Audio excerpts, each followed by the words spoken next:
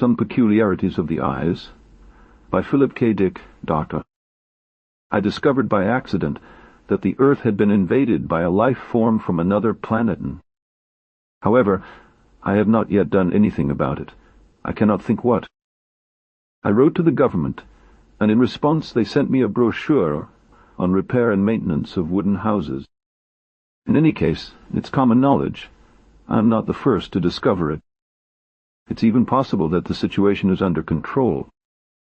I was sitting in my chair, passing the pages of a pocketbook that someone had forgotten on the bus, when I stumbled upon the reference that put me on the runway.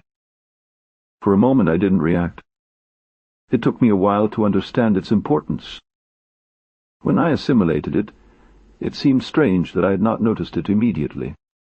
It was a clear reference to a non-human, alien species of incredible characteristics. A species, I'm quick to point out, that takes on the appearance of normal human beings. However, the author's following observations soon exposed its true nature. I immediately realized that the author knew everything. I knew everything, but I took it with extraordinary calm. The phrase, still trembling as I remember it, said, "His eyes walked slowly through the room." I was attacked by chilly vagus. I tried to imagine the eyes. Were they rolling like coins? The fragment indicated no. It gave the impression that they were moving through the air, not on the surface. On the surface, with a certain speed. No character in the story was surprised. That's what intrigued me the most. Not the slightest sign of stupor at something so disgusting. After that, the details expanded. No. His eyes moved from one person to another. Laconic, but definitive. The eyes had separated from the body and had autonomy of their own. My heart beat violently and I ran out of breath. I had discovered by chance the mention of an unknown race in. Aliens, of course. However, the characters in the book felt perfectly natural, suggesting that they belonged to the same species. What about the author? A suspicion started to form in my mind. The author took it too quietly. It was obvious that he considered it the most normal. He never tried to hide what he knew. The story went on.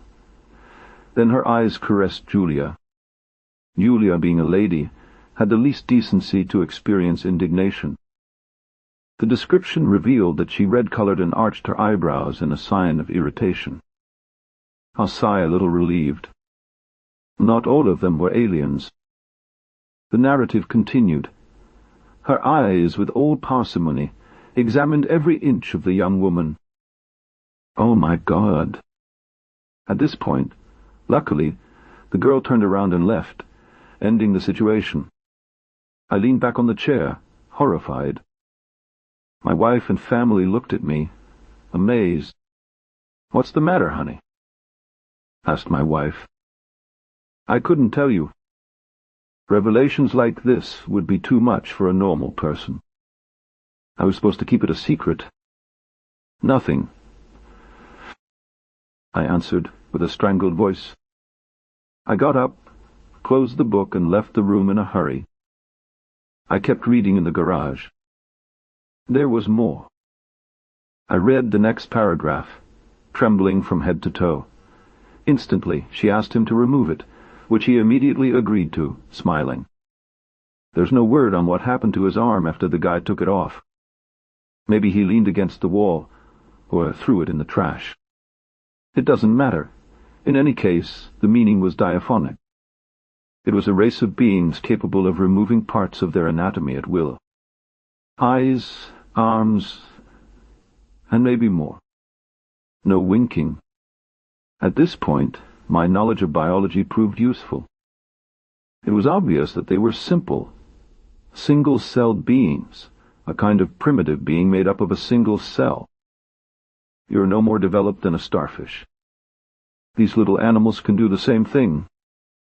I kept reading, and then I came across this incredible revelation, coldly exposed by the author, without his hand shaking the slightest, we split up in front of the cinema. One party came in, and the other went to the restaurant for dinner. Binary fission, of course. They were split in half and formed two entities. There was a possibility that the lower parts would go to the restaurant, as it was further away, and the upper parts to the cinema. I kept reading with my hands shaking. I had discovered something important. My mind wavered when I read this paragraph. I fear there is no doubt.